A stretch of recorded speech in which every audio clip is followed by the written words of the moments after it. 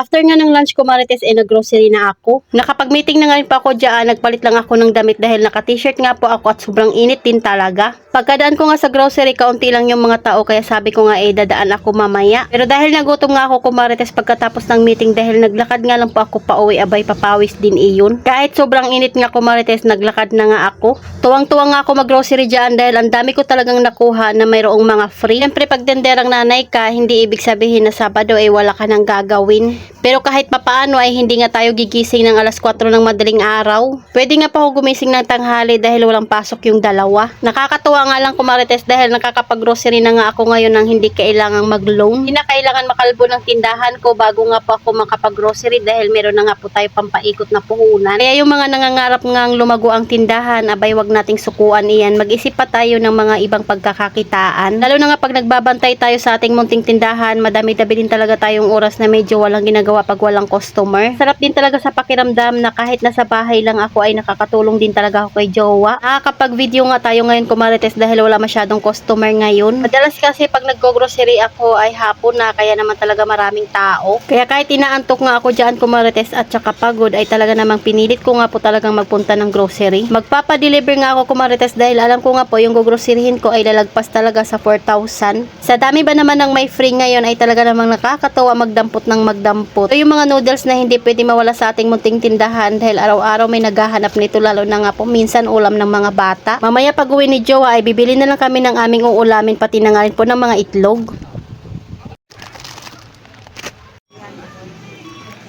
Wala kang pang cart?